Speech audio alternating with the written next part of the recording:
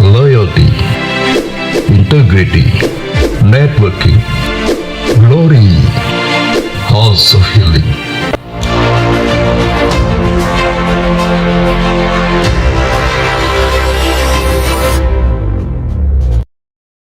Shalom, selamat datang dan beribadah online bersama kami GBI Pondok Indah.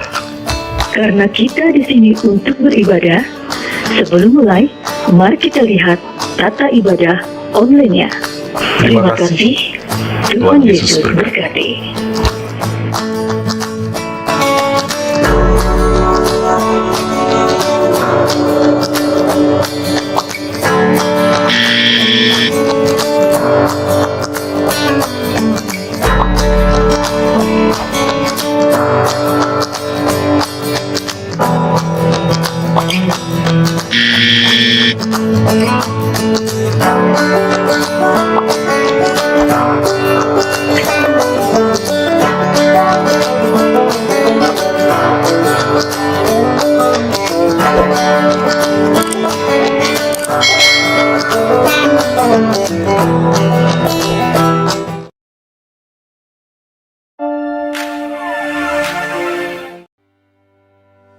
Shalom bagi Bapak Ibu Saudara-saudari yang memberikan persembahan perpuluhan atau bantuan sosial bisa memberikan melalui nomor-nomor rekening berikut ini.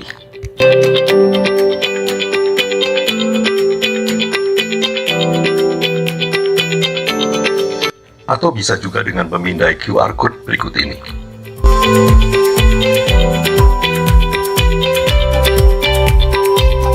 Setelah itu mohon mengirimkan tanda bukti transfer melalui WhatsApp untuk administrasi ke Ibu Yanti, Sekretariat.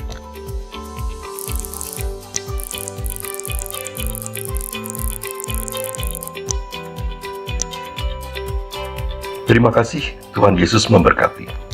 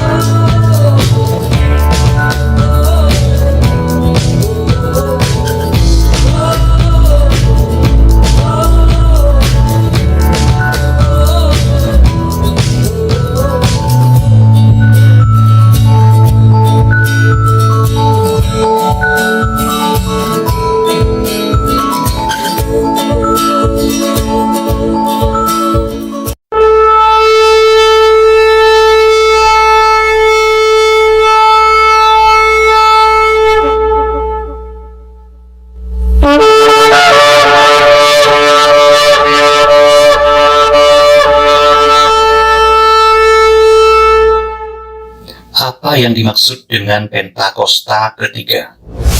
Pentakosta ketiga adalah pencurahan Roh Kudus yang dahsyat di zaman now, melebihi yang terjadi di Azusa Street. Pentakosta ketiga akan mengakibatkan penuaian jiwa yang terbesar dan yang terakhir sebelum Tuhan Yesus datang kembali.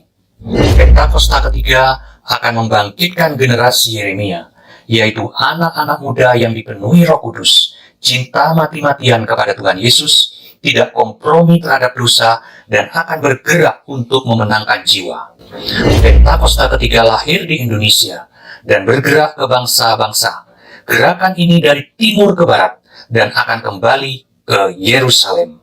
Pentakosta ketiga akan memberikan kuasa untuk menyelesaikan amanat agung, dan setelah itu Tuhan Yesus datang kembali.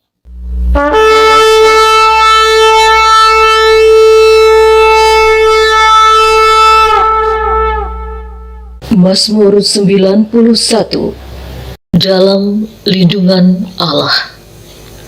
Orang yang duduk dalam lindungan yang maha tinggi dan bermalam dalam naungan yang maha kuasa akan berkata kepada Tuhan, tempat perlindunganku dan kubu pertahananku, Allahku yang kupercayai.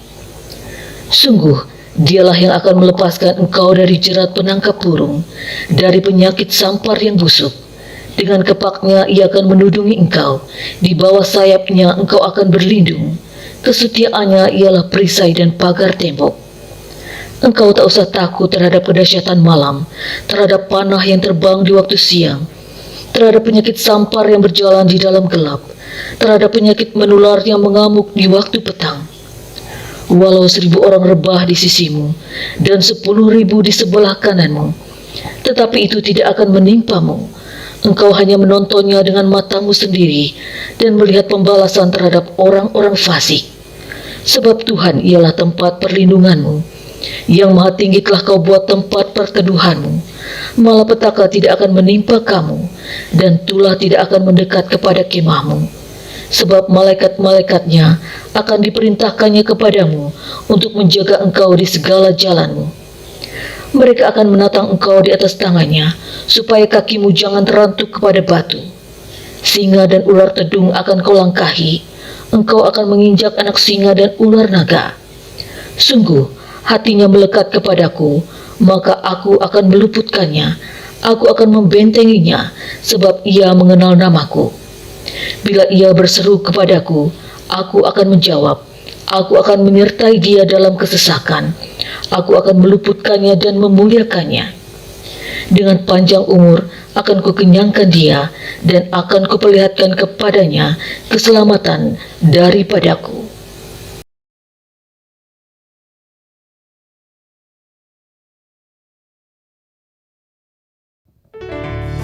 Shalom Bapak Ibu Saudara yang terkasih di dalam Tuhan, Jemaat GBI Pondok Indah Rayon 1A. Puji nama Tuhan, hari ini kita boleh kembali bersama-sama bersekutu di dalam Tuhan. Kita menaikkan syukur kita, terima kasih kita buat Tuhan. Oleh karena kebaikannya, oleh karena kemurahannya kita boleh ada sampai hari ini. Mari kita bersama-sama naikkan syukur kita buat Tuhan. Miliki sikap hati yang berkenan di hadapan Tuhan, untuk kita bersama-sama memuji dan menyembah Tuhan. Kita satukan hati, kita berdoa. Bapa, di dalam nama Tuhan Yesus Kristus, terima kasih untuk kebaikan-Mu Tuhan. Terima kasih untuk karya-Mu dalam hidup kami. Hari ini Tuhan, kami naikkan syukur kami lewat pujian penyembahan kami. Dan kami percaya Engkau Allah ada bersama-sama dengan setiap kami. Engkau Allah yang berada bersama dengan jemaat Tuhan yang ada di rumah-rumah. Kami percaya Tuhan, lawatan jamahan Tuhan tetap ada atas kami. Terima kasih Tuhan, kami masuk lebih lagi dalam hadirat-Mu. Kami naikkan syukur kami lewat pujian penyembahan kami. Dalam nama Yesus, haleluya. Amin. Kau dahsyat dalam hidup kami Tuhan. Terima kasih Tuhan Yesus. Betapa dahsyat Engkau Tuhan, pencipta segala yang ada. Dulu sekarang sampai selamanya, hanya Engkau Tuhan. Tak terselami pikiran-Mu, tak terukur panjang setia-Mu. Dulu sekarang sampai selamanya, hanya Engkau Tuhan. Ku sembah Engkau Yesus, hanya Engkau Allah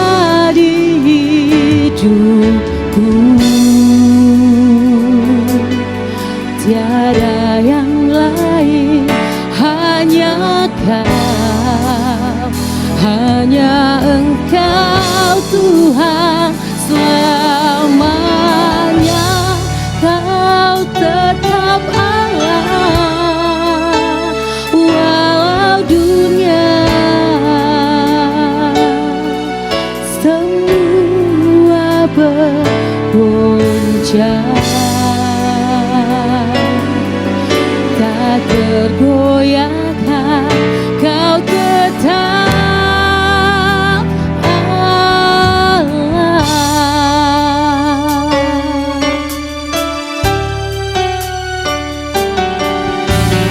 Betapa dahsyat Engkau Tuhan, pencipta segala yang ada, dulu sekarang sampai selamanya.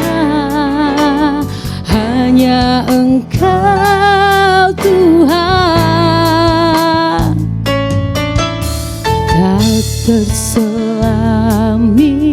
pikiranmu, tak terukur panjang setiamu, dulu sekarang sampai selamanya. Hanya Engkau Tuhan, ku sembah Engkau Yesus, hanya Engkau Allah di hidupku, tiada yang lain, hanya Kau, hanya Engkau Tuhan selamanya. Kau tetap Allah walau dunia semua bergoncang, tak tergoyahkan. Kau tetap Allah.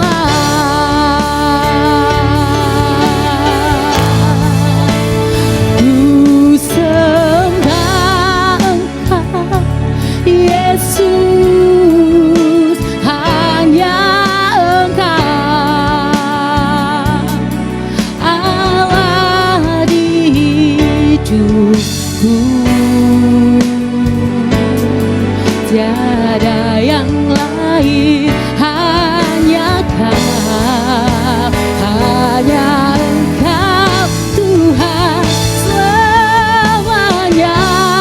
Kau tetap Allah walau dunia semua bergoncang, tak tergoyahkan. Kau tetap Allah.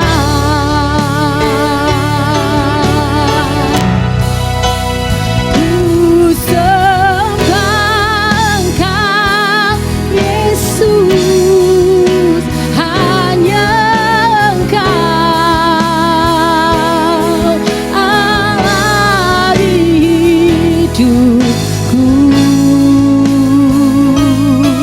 tiada yang lain, hanya Kau, hanya Engkau Tuhan selamanya. Kau tetap Allah walau dunia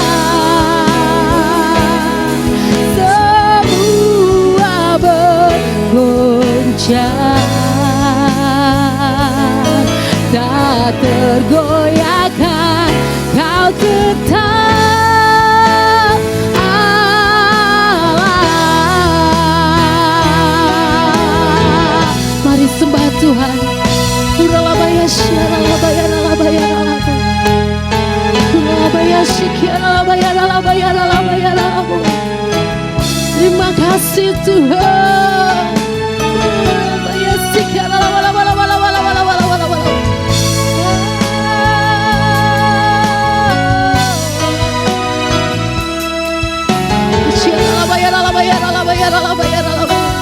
Kuasa-Mu tidak pernah berubah Tuhan. Kasih-Mu tidak pernah berubah atas kami. Urabaya sikala labaya labaya labaya labu. Hidala labaya labaya labaya sikala labaya labu.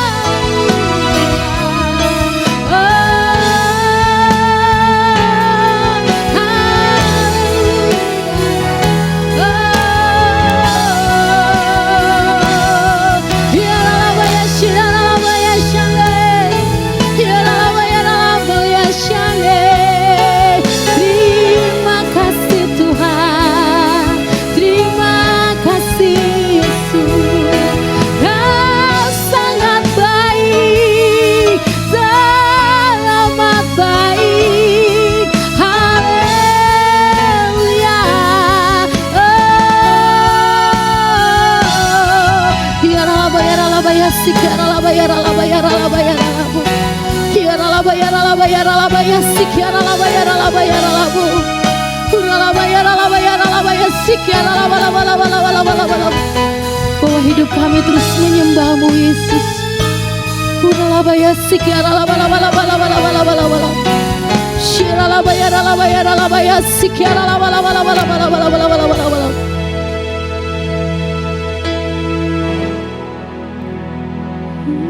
Sembah Engkau Yesus, hanya Engkau Allah di hidupku,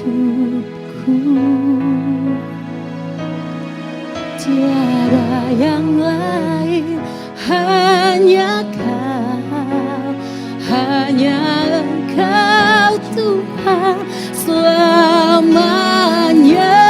Kau tetap Allah, walau dunia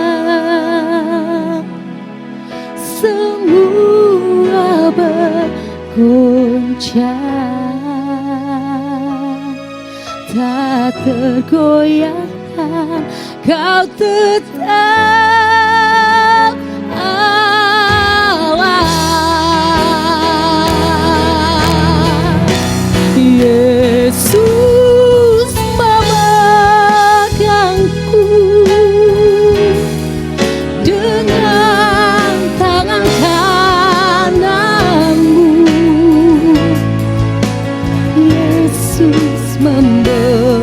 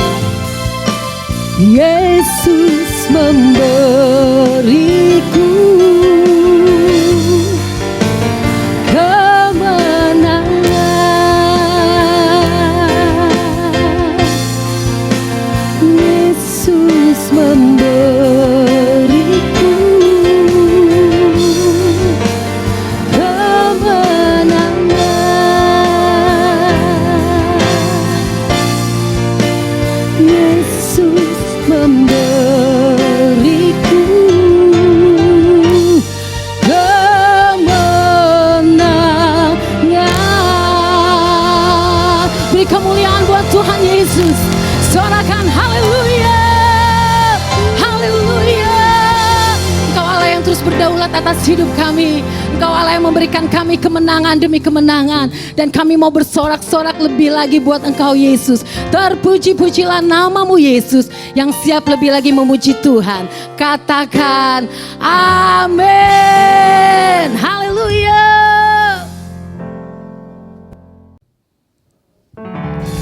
Suarakan haleluya. Kita punya Allah yang hidup, Allah yang sanggup melakukan segala perkara. Haleluya.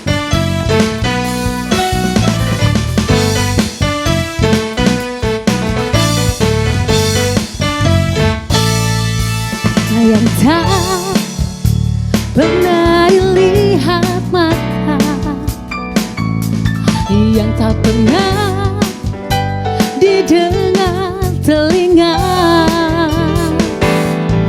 yang tak pernah timbul di dalam hati, semua disediakannya bagi yang mengasihi Dia. Apa yang tak pernah dilihat mata, yang tak pernah didengar telinga,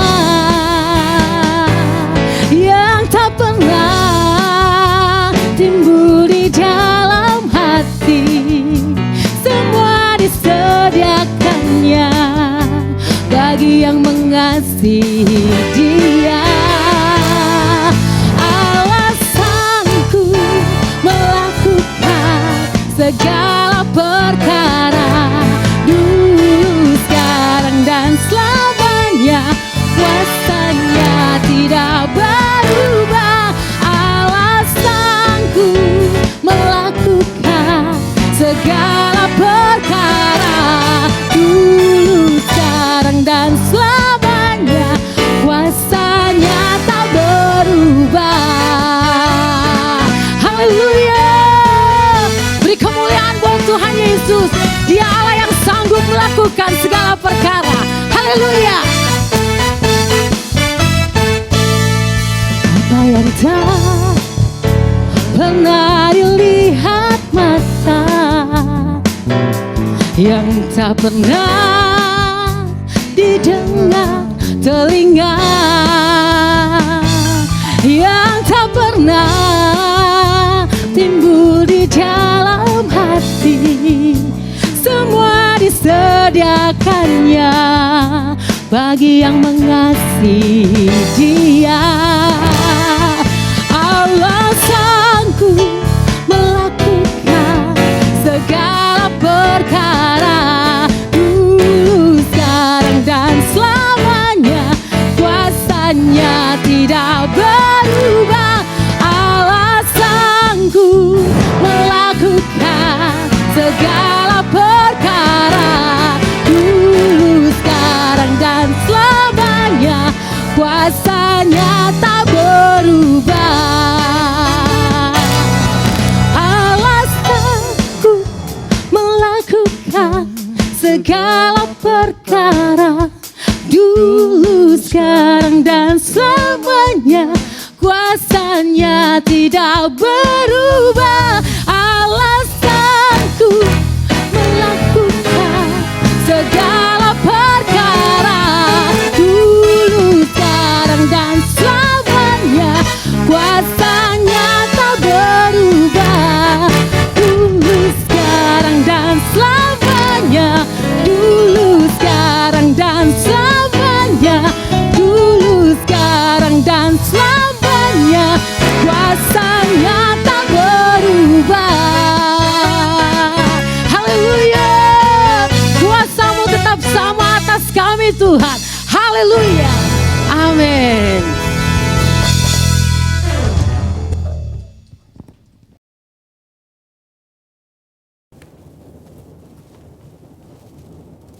Shalom saudara, dalam edisi Voice of Pentecost kali ini, kita akan membahas mengenai hati-hati dengan mulutmu. Pada tahun 1900-an di Amerika Serikat, pernah diadakan suatu penelitian terhadap 2 keluarga untuk meneliti pengaruh perkataan dan karakter terhadap keturunan mereka. Secara mengejutkan, hasil yang didapat adalah keluarga Jonathan Edwards yang mendidik anak mereka sesuai perkataan firman Tuhan memiliki keturunan yang berhasil. Sedangkan keluarga Max Jukes yang tidak memperhatikan perkataan mereka sesuai dengan firman Tuhan memiliki keturunan yang buruk dan tidak berhasil. Hal ini membuktikan bahwa perkataan kita memiliki kuasa bagi masa depan kita. Yesaya 50 ayat 4 dikatakan, Tuhan Allah telah memberikan kepadaku lidah seorang murid, supaya dengan perkataan aku dapat memberi semangat baru kepada orang yang letih lesu. Setiap pagi ia mempertajam pendengaranku untuk mendengar seperti seorang murid. Pertanyaannya sekarang, bagaimana caranya agar lidah kita disebut sebagai lidah seorang murid? Yang pertama, mengendalikan setiap perkataan yang keluar dari mulut kita. Yakobus 3 ayat 5, 6, dan 8 berkata, demikian juga lidah, walaupun suatu anggota kecil dari tubuh, namun dapat memegahkan perkara-perkara yang besar. Lihatlah, betapapun kecilnya api, ia dapat membakar hutan yang besar. Lidah pun adalah api. Ia merupakan suatu dunia kejahatan dan mengambil tempat di antara anggota-anggota tubuh kita sebagai sesuatu yang dapat menodai seluruh tubuh dan menyalakan roda kehidupan kita. Sedang ia sendiri dinyalakan oleh api neraka. Tetapi tidak seorang pun yang berkuasa menjinakkan lidah. Ia adalah sesuatu yang buas, yang tak terkuasai, dan penuh racun yang mematikan. Hal ini harusnya menyadarkan kita bahwa dosa perkataan atau dosa lidah bukanlah sesuatu yang main-main. Daud sendiri menyatakan bagaimana dia memiliki tekad yang kuat untuk menjaga dirinya supaya jangan berdosa dengan lidahnya. Daud memberikan sebuah istilah menahan mulutnya dengan kekang, di mana kekang artinya melakukan kontrol, memegang kendali terhadap mulut atau perkataan kita. Memang bukan sesuatu yang mudah, tapi bukan merupakan hal yang mustahil karena dengan pertolongan dari Roh Kudus, kita pasti bisa melaluinya. Yang kedua, menyadari bahwa semua perkataan kita diperhatikan oleh Tuhan. Perkataan merupakan ekspresi hati dan ungkapan dari apa yang kita pikirkan. Tuhan melihat kita jauh ke lubuk hati kita yang terdalam. Ia mengetahui segala motivasi hati kita. Mungkin orang lain dapat kita bohongi dengan perkataan manis dan lembut yang sebenarnya hanya sekedar menutupi hati yang busuk atau pikiran yang jahat. Tapi Tuhan tidak dapat dibohongi. Daud menyatakan dalam Mazmur 139 ayat 4, sebab sebelum lidahku mengeluarkan perkataan, sesungguhnya semuanya telah kau ketahui, ya Tuhan. Dalam konteks dunia modern saat ini, di mana media sosial menjadi salah satu sarana komunikasi yang dipakai untuk mengungkapkan ide, pendapat, komentar, informasi, bahkan curahan isi hati, jari-jari kita sebagai alternatif lidah atau bisa dikatakan sebagai lidah yang menuliskan perkataan kita di medsos juga harus kudus. Jangan sampai jari-jari kita mengetikkan pesan hoax, yaitu berita sembarangan yang tidak terbukti kebenarannya, apalagi yang menimbulkan perpecahan, kebencian, kebingungan, bahkan penyesatan bagi orang-orang yang membacanya. Yang ketiga, mulut kita senantiasa memperkatakan firman dan puji-pujian. Salah satu cara efektif untuk menjaga agar kita tidak salah menggunakan perkataan adalah dengan menggunakannya secara benar, yakni dengan cara senantiasa memperkatakan firman Tuhan dan puji-pujian kepada Tuhan di setiap waktu, di setiap keadaan, di setiap situasi kepada semua orang. Sambil kita memuji-muji Tuhan, ingatlah apa yang Tuhan nyatakan melalui Yakobus dalam suratnya. Jikalau ada seorang menganggap dirinya beribadah, tetapi tidak mengekang lidahnya, ia menipu dirinya sendiri. Maka sia-sialah ibadahnya. Sebagai contoh, bila kita mengalami suatu kejadian yang kurang baik, kita tetap memperkatakan ucapan syukur kepada Tuhan dan bukannya bersungut-sungut, karena firman Tuhan berkata, mengucap syukurlah dalam segala hal. Yang keempat, menyelaraskan perkataan dengan perbuatan kita. Dalam 1 Yohanes 3 ayat 18 dikatakan bahwa kita harus mengasihi bukan hanya dengan perkataan atau dengan lidah saja, tetapi dengan perbuatan dan dalam kebenaran. Perkataan adalah sesuatu yang nyata dan dapat didengar secara nyata. Namun, ketika perkataan diucapkan untuk menyatakan perasaan kasih kepada seseorang, hal tersebut bisa menjadi sesuatu yang tidak berarti apa-apa jika tidak disertai dengan perbuatan nyata seperti yang dikatakan. Misalnya, Ketika kita berkata bahwa kita mengasihi Tuhan dengan segenap hati, namun kita malas beribadah atau malas melakukan firman Tuhan, maka perkataan kita tidak bermakna sama sekali. Kita perlu menyelaraskan perkataan dengan perbuatan kita. Dengan demikian, membantu kita untuk berpikir sebelum berkata-kata. Amsal 18 ayat 20-21 mengingatkan bahwa hidup dan mati dikuasai lidah. Oleh sebab itu, kita perlu memperhatikan apa yang kita ucapkan. Biar dari mulut kita hanya keluar kata-kata yang membangun, bukan menghancurkan. Menguatkan, bukan melemahkan. Ingat, Amsal 18 ayat 20-21 juga berbicara mengenai apa yang kita ketik di sosial media. Biar perkataan dan postingan kita memuliakan nama Tuhan. Saudara, untuk penjelasan lebih lengkapnya dari tim teologi kami, jangan lupa untuk buka link yang ada di atas atau scan QR Code yang tersedia. Salam integritas, Tuhan Yesus memberkati.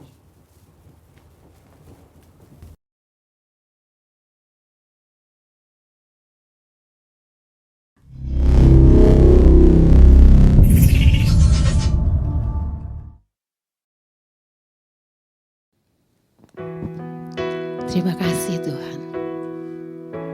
Pada saat ini kami bersama-sama mendengarkan kebenaran firman-Mu Tuhan. Engkau Allah yang ada bersama-sama dengan kami saat ini. Engkau Allah yang melawat dan menjamah kami. Untuk kami boleh mendengar kebenaran firman-Mu. Dan firman-Mu itu Tuhan menjadi rema dalam kehidupan kami.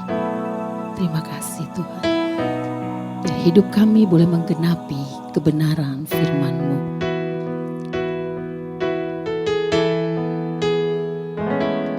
Hidupku menggenapi firman-Mu,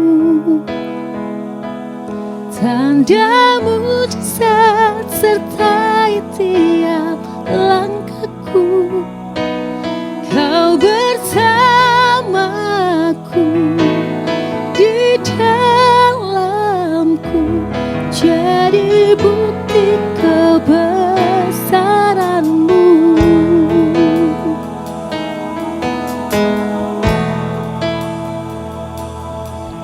Tuhan, Kau sempurna dalam rencana-Mu dan karya-Mu. Ku serahkan hidupku, murnikan dengan Roh-Mu. Tuhan, Kau sempurna dalam rencana-Mu dan karya-Mu. Ku serahkan hidupku, murnikan dengan Roh-Mu. Hidupku menggenapi firman-Mu, tanda mujizat sertai tiap langkahku. Kau bersamaku di dalamku, jadi bukti kebesaran-Mu. Hidupku menggenapi firman-Mu, tanda mujizat sertai tiap langkahku. Kau bersamaku di dalamku, jadi bukti kebesaran-Mu.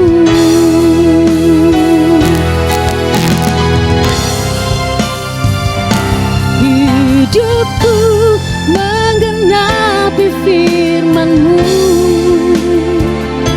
tanda mujizat sertai tiap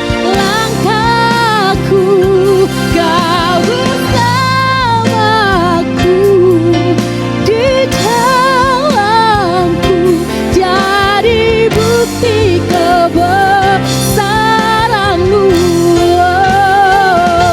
Hidupku menggenapi firman-Mu, tanda mujizat sertai tiap langkahku. Kau bersamaku di jalanku, jadi bukti kebesaran-Mu. Kau bersamaku di jalanku, jadi bukti kebesaran-Mu. Haleluya, haleluya. Amin.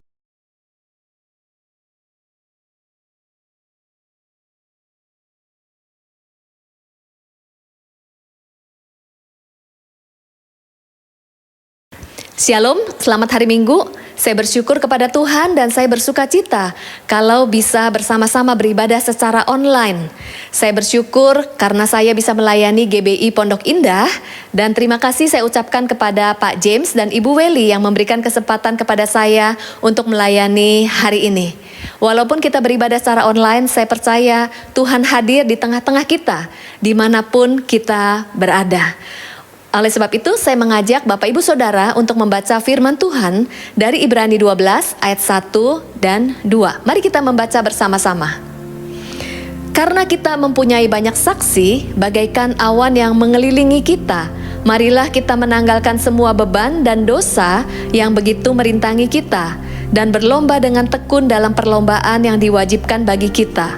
Marilah kita melakukannya dengan mata yang tertuju kepada Yesus, yang memimpin kita dalam iman dan yang membawa iman kita itu kepada kesempurnaan, yang dengan mengabaikan kehinaan tekun memikul salib ganti sukacita yang disediakan bagi Dia yang sekarang duduk di sebelah kanan tahta Allah.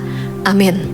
Nah, Bapak Ibu Saudara, bagaimana kita memandang kehidupan itu akan mempengaruhi bagaimana kita mengisi hari-hari kita setiap hari. Ada seseorang yang memandang bahwa hidup ini adalah kesempatan untuk bersenang-senang, maka dia mengisi kehidupannya hanya dengan kesenangan-kesenangan pribadinya saja. Ada orang juga yang memandang bahwa kehidupan adalah kesempatan untuk menimbun harta sebanyak-banyaknya, maka mungkin kehidupannya akan diisi dengan bekerja, terus bekerja untuk mengumpulkan harta dan tidak pernah puas. Ada seseorang juga yang memandang kehidupan adalah kesempatan untuk mencapai ambisi pribadinya, maka hari-harinya diisi untuk terus mengejar keinginan pribadi, ambisi pribadi, kesuksesan pribadi. Tapi hari ini kita mau belajar apa kata Alkitab mengenai kehidupan iman. Dalam Ibrani 12 ayat 1 dan 2 menuliskan bahwa hidup ini adalah sebuah perlombaan atau pertandingan iman. Saya mengajak Bapak Ibu Saudara, mari kita membayangkan seorang atlet, mungkin dia pelari, pada saat dia sedang bertanding atau berlomba, kira-kira apa saja yang dihadapi seorang atlet di tengah-tengah perlombaannya? Mungkin ada yang menghadapi rintangan, lelah, capek, mungkin bosan, mungkin menghadapi hambatan, mungkin pernah hampir menyerah, menghadapi keputusasaan, perlu berjerih lelah. Nah, demikian juga di dalam kehidupan dan perjalanan iman kita. Mau gak mau, suka atau tidak suka, kita akan menghadapi rintangan, hambatan, ujian. Ada kalanya kita mengalami kita ingin menyerah, mungkin ada kalanya kita mengalami kita nggak tahan. Tapi ini adalah hal-hal yang kita hadapi di dalam kehidupan saat kita mengikuti atau mengiring Yesus. Pada saat kita sudah memasuki sebuah perlombaan, hanya ada dua pilihan, nggak ada pilihan ketiga. Apa saja pilihan itu?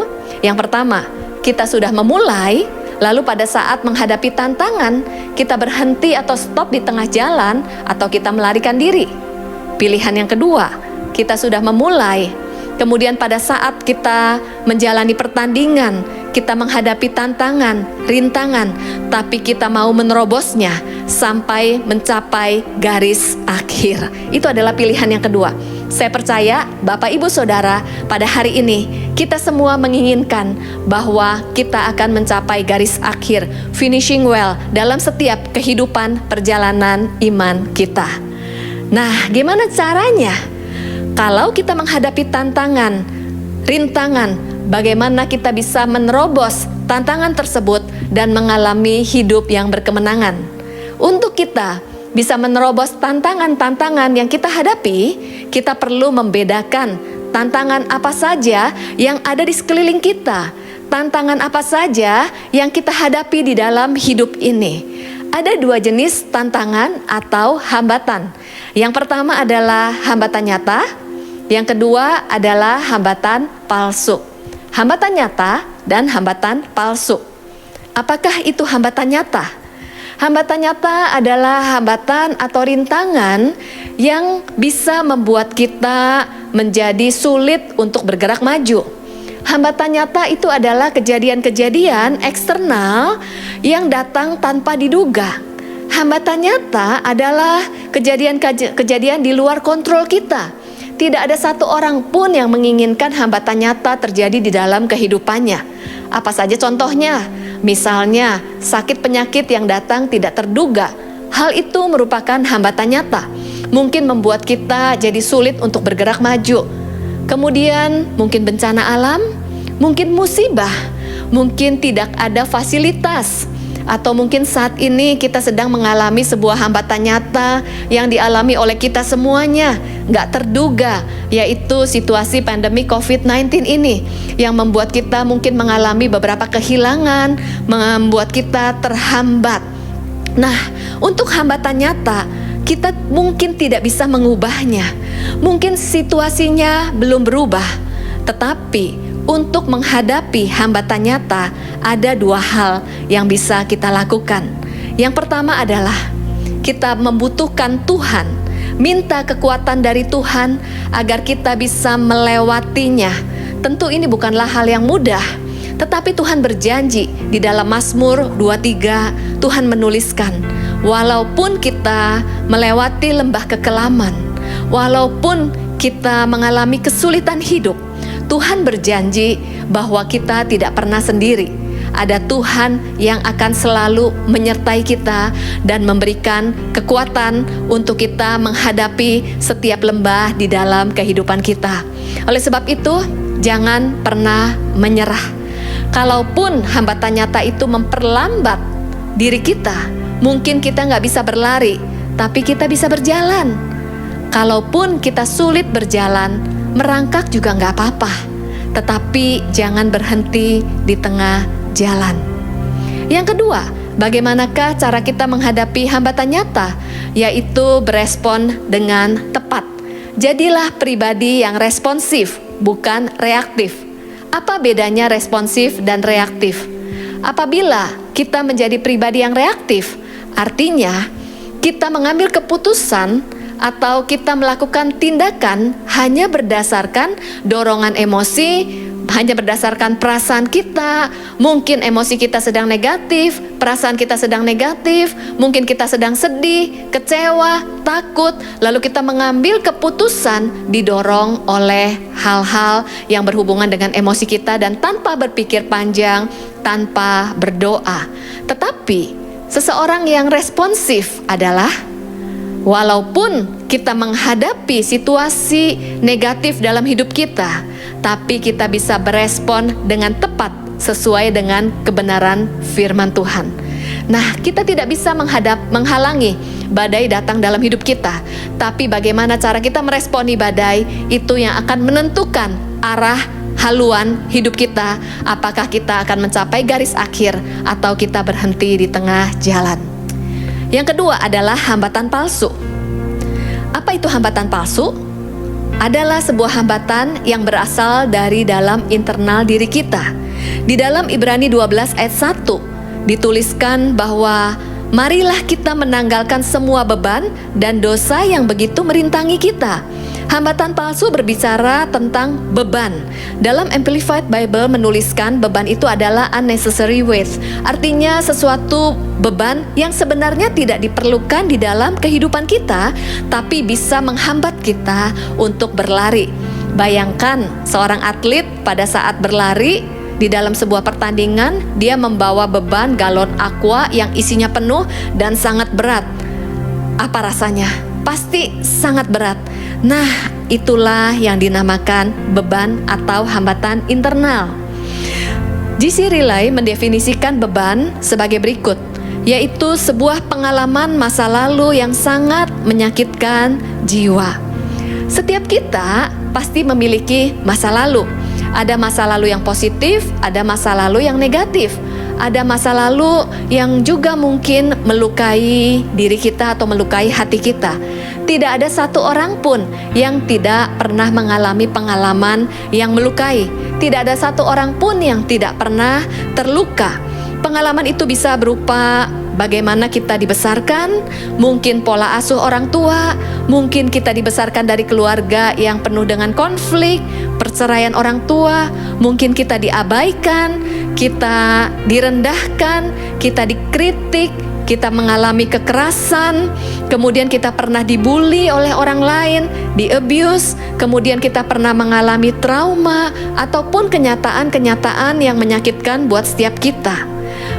Pertanyaannya, walaupun kita mengalami pengalaman-pengalaman masa lalu yang menyakitkan, apakah pengalaman tersebut sudah diselesaikan? Setiap pengalaman masa lalu yang tidak terselesaikan atau belum terselesaikan itu akan menjadi beban karena akan mempengaruhi bagaimana keberadaan kita hari ini dan mempengaruhi bagaimana kita berespon setiap situasi yang terjadi dalam hidup kita. Apa ciri-cirinya orang yang belum selesai dengan masa lalu? Apa ciri-cirinya orang yang masih hidup di dalam luka? Saya akan share beberapa ciri-ciri. Yuk kita sama-sama check up diri kita. Ada orang yang selalu memandang dirinya negatif, lalu bilang, saya nggak bisa apa-apa, saya nggak sanggup. Kemudian ada seseorang yang melihat dirinya itu tidak berdaya. Sebenarnya memang ada situasi yang membuat kita tidak berdaya, tetapi kalau kita percaya ada Roh Kudus yang memberi kekuatan pada setiap kita, maka kita akan sanggup melewati, menghadapi situasi apapun yang terjadi dalam hidup kita. Kemudian apa ciri-ciri lainnya? Ada orang yang cenderung melihat bahwa dalam dirinya itu selalu kurang, tidak seperti yang lain, sehingga dia tidak menyadari bahwa dirinya memiliki keunikan, memiliki potensi, bahkan tidak mengenal tujuan Tuhan di dalam hidupnya.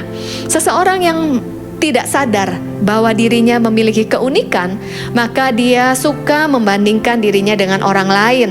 Kemudian dia suka iri hati, ingin menjadi orang lain. Padahal setiap kita itu punya panggilan dan potensi yang Tuhan sudah taruh di dalam hidup kita. Tetapi orang yang terluka atau orang yang belum pulih tidak menyadari apa yang Tuhan kerjakan di dalam kehidupannya. Kemudian ciri-ciri lain adalah mudah putus asa, merasa tidak berharga, mudah tertolak, insecure. Kemudian juga hidup di dalam kebencian karena hati belum pulih, hidup di dalam konflik, overreaction, suka menyalahkan keadaan, suka menyalahkan orang lain, ataupun menyalahkan diri sendiri, menempatkan diri sebagai korban, mengasihani diri sendiri, kemudian hidup dalam ketakutan, takut salah, takut gagal, gak berani mencoba hal-hal yang baru, suka menghindari masalah, berpikir negatif, punya prasangka buruk, mudah kecewa. Nah, hal-hal ini menjadi sebuah hambatan di dalam kehidupan kita. Kemudian ada juga yang suka hidup di dalam kemalasan, pasif, suka menunda-nunda, tidak mau berjuang, puas diri. Semua ini menghambat kita untuk maju, karena kita akan berputar-putar pada masalah yang sama. Akibatnya, Tuhan sulit bekerja di dalam kehidupan kita. Apabila kita belum pulih dari masa lalu, maka hati kita penuh dengan sampah-sampah emosi negatif yang menjadi racun bagi hidup kita dan membuat kehidupan kita terpenjara. Itu sebabnya kita perlu memproses dan memulihkan hati kita agar beban yang tidak perlu kita bawa itu bisa kita tinggalkan. Lalu kita melakukan langkah-langkah yang berbeda, melatih kebiasaan baru yang akan membawa hidup kita mengalami perubahan. Setelah menanggalkan beban, apalagi yang perlu kita lakukan? Mari kita melihat di dalam Ibrani 12 ayat 1c. Di sini menuliskan, marilah kita berlomba dengan tekun dalam perlombaan yang diwajibkan bagi kita. Tekun, apa itu tekun? Tekun adalah tidak mudah menyerah. Apa saja yang bisa membuat kita menjadi pribadi yang tekun? Yaitu bagaimana kita memandang dan melihat kesukaran atau kegagalan yang kita alami di dalam kehidupan kita. Yang pertama, marilah kita melihat bahwa apabila kita menghadapi kegagalan itu bukanlah akhir dari segalanya. Kalau kita melihat gagal itu adalah akhir dari segalanya, maka kita bisa berhenti atau stop di tengah jalan. Kemudian yang kedua yang perlu kita perhatikan adalah bahwa segala sesuatu dalam hidup ini membutuhkan proses. Sehingga pada saat kita melihat kegagalan, hal ini bukanlah hal yang negatif, tetapi ini adalah sebuah kesempatan untuk kita belajar menjadi lebih baik lagi, kemudian juga untuk membawa kita agar kita bergerak maju. Jadi kalau kita mengalami kegagalan, jangan cepat menyerah. Apa yang membedakan seorang pemenang dan bukan pemenang? Kita sama-sama menghadapi masalah, menghadapi problem, menghadapi hambatan, menghadapi kegagalan, menghadapi kesukaran hidup. Tetapi seorang pemenang yang membedakannya adalah pada saat dia gagal atau dia jatuh, dia akan bangkit lagi. Pada saat dia jatuh 2 kali, dia akan bangkit 2 kali. Pada saat dia jatuh 10 kali, dia akan bangkit 10 kali. Dan percayalah, kalaupun kita jatuh, kita tidak akan pernah tergeletak. Karena ada tangan Tuhan yang menopang setiap kita. Dan ada tangan Tuhan yang memampukan kita untuk terus maju dan mengalami kemenangan di dalam kehidupan. Saya mau memberikan sebuah contoh kesaksian dari Abraham Lincoln. Abraham Lincoln adalah salah satu presiden Amerika Serikat. Dan dari usia 7 tahun, Abraham Lincoln mengalami berbagai kesukaran dan kegagalan. Dia pernah kehilangan keluarganya. Kemudian dalam berbisnis, dia pernah ditipu. Kemudian dia pernah hampir masuk rumah sakit jiwa. Kemudian juga dia beberapa kali ingin terlibat di dalam pemerintahan, tapi dia mengalami kegagalan berkali-kali. Abraham Lincoln punya alasan untuk menyerah. Abraham Lincoln punya alasan untuk kecewa kepada Tuhan. Abraham Lincoln punya alasan untuk berhenti di tengah jalan. Tetapi dia tidak memilih untuk menyerah. Dia tetap tekun, mencoba lagi, mencoba lagi, mencoba lagi. Dan akhirnya panggilan Tuhan dalam hidupnya terjadi. Dia menjadi presiden Amerika Serikat yang menjadi inspirasi bagi banyak orang. Nah, bagaimana dengan kita? Mungkin ada di antara kita hari-hari ini mengalami berbagai kegagalan, mengalami berbagai kesukaran hidup. Marilah kita melihat bahwa hal tersebut adalah sebuah pembelajaran untuk kita menjadi lebih baik dan kita naik kelas. Amin. Kemudian hal berikutnya adalah apa yang perlu kita lakukan untuk menghadapi hambatan dan rintangan sehingga kita bisa mencapai garis akhir. Di Ibrani 12 ayat 2 saya bacakan. Marilah kita melakukannya dengan mata yang tertuju kepada Yesus yang memimpin kita dalam iman dan yang membawa iman kita itu kepada kesempurnaan, yang dengan mengabaikan kehinaan tekun memikul salib ganti sukacita yang disediakan bagi Dia yang sekarang duduk di sebelah kanan tahta Allah. Yaitu, marilah kita memandang Kristus. Sebenarnya di dalam hidup ini ada 2 magnet yang bisa membuat mata kita berfokus ke arah yang mana. Yang pertama adalah kita berfokus kepada Tuhan, kita memandang Kristus. Yang kedua adalah kita berfokus kepada masalah atau hambatan yang kita hadapi. Pada saat kita berfokus kepada masalah atau hambatan, kita melihat besarnya rintangan yang kita hadapi dalam hidup ini, maka kita sulit melihat kehadiran Tuhan dan kita sulit melihat bagaimana Tuhan bekerja dalam hidup kita di tengah-tengah hambatan, rintangan, atau lembah kekelaman yang mungkin sedang kita alami. Itu sebabnya marilah kita berfokus kepada Tuhan. Bagaimana caranya kita berfokus kepada Tuhan? Yang pertama adalah, yuk kita menghitung kebaikan-kebaikan yang Tuhan sudah lakukan dalam hidup kita. Marilah kita menghitung berkat-Nya satu demi satu. Janganlah menghitung apa yang hilang. Janganlah menghitung masalah. Janganlah menghitung apa yang tidak kita miliki. Pada saat kita menghitung berkat-Nya satu demi satu, maka kita akan melihat ada banyak kebaikan Tuhan yang sudah Tuhan lakukan di dalam hidup kita. Pada saat kita mengingat kebaikan-kebaikan Tuhan, maka kalau kita melihat Tuhan telah menyertai kita, maka Tuhan juga yang menyertai kita hari ini sampai yang akan datang pun Tuhan menyertai kita dan tidak pernah meninggalkan kita. Seringkali sebagai manusia, pada saat kita menghadapi situasi sulit atau menghadapi hambatan, 1000 kebaikan Tuhan mudah kita lupakan hanya karena satu doa yang belum dijawab atau hanya karena ujian yang Tuhan izinkan dalam hidup kita, sehingga kita mudah menjadi kecewa. Marilah jangan menghitung apa yang hilang. Hitunglah berkat-Nya satu demi satu, maka hati kita akan penuh dengan ucapan syukur. Yang kedua adalah bagaimana kita berfokus pada Tuhan, yaitu kita mempercayai Tuhan. Dalam hidup ini, kita akan mengalami hari-hari yang positif dan juga mungkin hari-hari yang negatif. Tapi walaupun kita mengalami hari-hari yang negatif, hari-hari yang tidak kita sukai, atau mungkin kita mengalami penderitaan, tetapi marilah kita mempercayai bahwa Tuhan kita adalah Tuhan yang hidup dan Tuhan yang memegang kendali.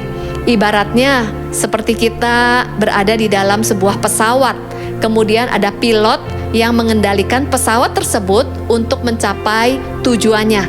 Lalu di tengah-tengah perjalanan penerbangan, mungkin kita mengalami turbulensi, kita mengalami cuaca buruk, badai hidup, tetapi kita mempercayakan hidup kita, pesawat ini, kepada pilot yang mengendarai pesawat ini untuk sampai pada tujuan. Dan pilot kita adalah Tuhan yang hidup. Walaupun kita menghadapi badai hidup, saat ini mungkin kita ada yang mengalami situasi sulit atau penderitaan, marilah kita mempercayakan kehidupan kita kepada pilot, yaitu Tuhan yang mengendalikan segala situasi.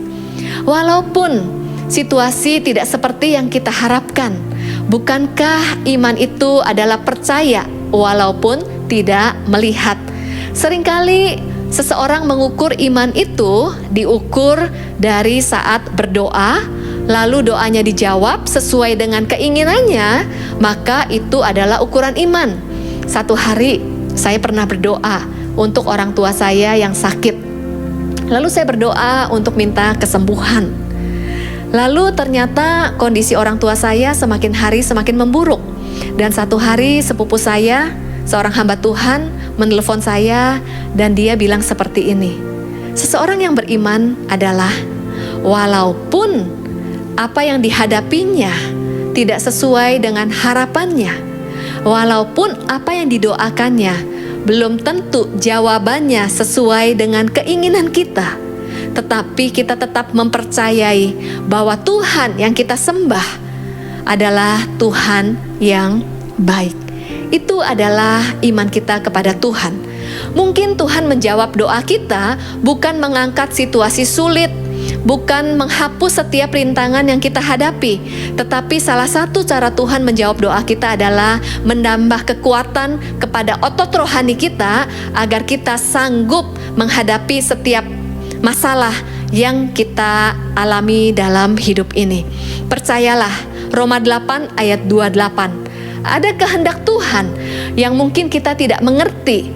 ada kehendak Tuhan yang mungkin tidak kita bisa selami, ada keputusan Tuhan yang mungkin sulit kita pahami, tetapi kita percaya Tuhan adalah Tuhan yang mendatangkan kebaikan, dan Tuhan juga yang memberikan masa depan yang penuh harapan. Di Yeremia 29 ayat 11, percayalah bahwa Tuhan Allah kita adalah Allah yang baik, yang tidak pernah meninggalkan kita. Lalu bagaimana caranya kita berfokus kepada Tuhan? Yaitu kita memaknai setiap penderitaan atau memaknai setiap situasi sulit yang Tuhan izinkan terjadi dalam hidup kita. Memaknai dengan memandang dari sisi yang berbeda. Dengan adanya penderitaan atau dengan adanya hambatan, kita sedang dilatih untuk semakin bersandar kepada Tuhan, bukan bersandar kepada kekuatan kita sendiri. Kita juga dilatih untuk menjadi semakin sabar, tekun, dan tangguh. Kalaupun situasi tidak berubah, sebenarnya Tuhan sedang melatih kita untuk membangun sebuah kekuatan internal di dalam diri kita. Dengan ujian, kita akan naik level. Kapasitas kita akan diperbesar, baik kapasitas hati kita maupun cara kita berespon terhadap situasi negatif, sehingga kita bisa menghasilkan buah roh yang lebat dalam hidup kita. Kemudian, pada saat kita menghadapi situasi sulit atau penderitaan, saat kita menjalaninya bersama dengan Tuhan, hidup kita akan menjadi inspirasi bagi orang lain. Bagaimana kita berespon dengan tepat, orang-orang akan terinspirasi. Lalu bagaimana kita bisa melewatinya dan hidup berkemenangan bersama dengan Tuhan. Kehidupan kita ini menjadi modal untuk kita menolong orang-orang lain yang mengalami pengalaman yang sama dengan kita. Setiap penderitaan tidak ada yang sia-sia dalam hidup kita. Setiap luka tidak ada yang sia-sia, karena Tuhan turut bekerja di dalam setiap situasi. Nah, di ayat terakhir, perlombaan iman adalah sesuatu yang diwajibkan bagi kita, bukan merupakan pilihan mau ikut atau tidak ikut. Setiap kita sudah berada di dalam sebuah perlombaan atau pertandingan iman. Tetapi satu hal yang perlu kita pahami bersama-sama, bahwa Tuhan sudah menyediakan kemenangan bagi setiap kita, dan tidak pernah ada kemenangan tanpa sebuah perlombaan. Marilah kita terus berlari sampai garis akhir. Percayalah, Tuhan tidak pernah meninggalkan setiap kita. Amin. Saya mengajak kita bersama-sama untuk berdoa. Yang pertama, apabila ada di antara Bapak Ibu Saudara yang hari ini mendengarkan firman Tuhan, tetapi belum pernah menerima Tuhan Yesus sebagai Tuhan dan Juru Selamat pribadi. Kalau hari ini ada di antara Bapak Ibu Saudara dan merasakan bahwa Anda membutuhkan Tuhan Yesus dan mau mengundang Dia menjadi Tuhan dan Raja, saya menantang Bapak Ibu Saudara yang ingin menerima Yesus sebagai Tuhan dan Juru Selamat pribadi. Mari kita berdoa bersama-sama, ikuti doa saya. Tuhan Yesus, saya menyadari bahwa saya adalah orang yang berdosa dan saya membutuhkan keselamatan. Ampunilah dosa-dosa saya. Saya membuka hati saya dan saya mau menerima Yesus untuk masuk ke dalam hati saya, bertahta di dalam hidup saya, menjadi Juru Selamat dan Tuhan yang berkuasa atas hidup saya. Terima kasih karena Tuhan Yesus sudah mati di kayu salib untuk menebus dosa-dosa saya. Dalam nama Yesus, saya sudah berdoa dan mengucap syukur. Amin. Tuhan Yesus memberkati.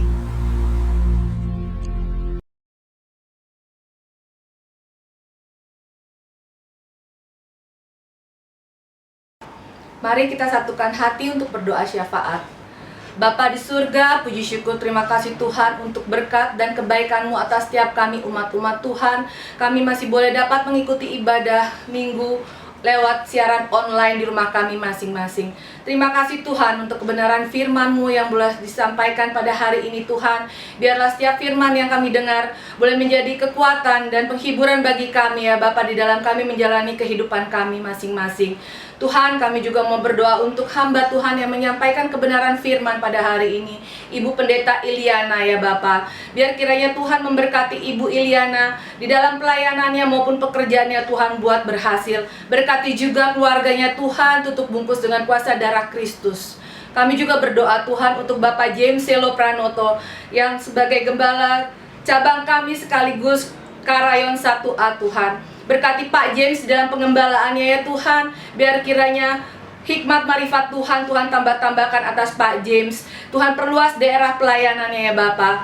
Baik pekerjaan maupun pelayanannya Tuhan buat berhasil dan Tuhan buat terus naik. Tuhan berkati juga untuk keluarga Pak James, berkati Ibu Iliana dan kedua anaknya Jennifer Jeremy. Begitupun juga dengan keluarga besarnya, tutup bungkus dengan kuasa darah Kristus dan semua boleh aman di dalam perlindungan Allah. Kami juga berdoa Tuhan untuk gembala sidang kami Bapak Insinyur Niko Nyotora Harjo beserta keempat wakilnya ya Tuhan. Biar kiranya Tuhan terus tambah-tambahkan kepekaan kepada hamba-Mu ini ya Bapa, untuk boleh menangkap setiap visi-visi Tuhan yang Tuhan kehendaki dan boleh dilakukan dalam pelayanannya Tuhan, di dalam menjalani amanat agung Tuhan Yesus Kristus di era Pentakosta yang ketiga ini ya Bapa. Ada kesatuan hati antara gembala sidang kami dan keempat wakilnya ya Tuhan. Biar kiranya juga Tuhan memberkati setiap keluarganya masing-masing, semua aman di dalam lindungan Allah. Kami juga bersatu hati Tuhan untuk mendoakan negeri kami ya Tuhan yang tercinta Indonesia ini Tuhan. Dan kami mau menopang pemerintahan negeri kami. Kami berdoa untuk Presiden kami Bapak Joko Widodo beserta wakilnya Bapak Haji Ma'ruf Amin ya Tuhan. Begitupun dengan pemerintahan yang di pusat maupun di daerah. Biar kiranya roh takut akan Tuhan boleh turun atas setiap pemerintahan di negeri kami ini Tuhan. Biar kiranya para pemimpin negeri kami ini Tuhan boleh bersatu hati di dalam penanganan pandemi COVID-19. Begitupun juga di dalam menangani resesi ekonomi ya Tuhan.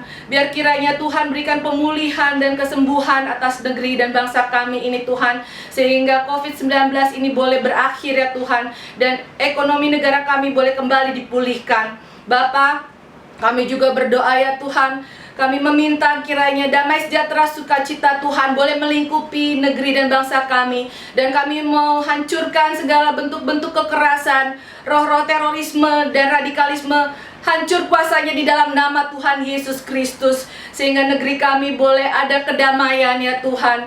Pulihkan negeri dan bangsa kami Bapa. Tuhan, kami juga mau berdoa untuk hamba Tuhan, pengerja GBI Pondok Indah dan juga umat-umat Tuhan. Tuhan, biar kiranya semua kami boleh aman di dalam lindungan Allah.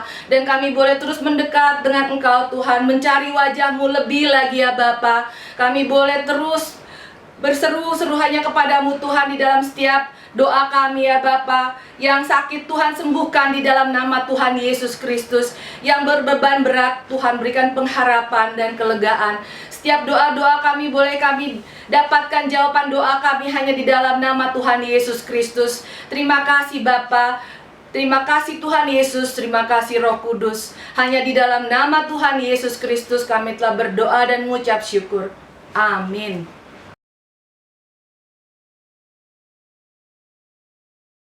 Kami siapkan hati kami Tuhan untuk menerima berkat-Mu Tuhan.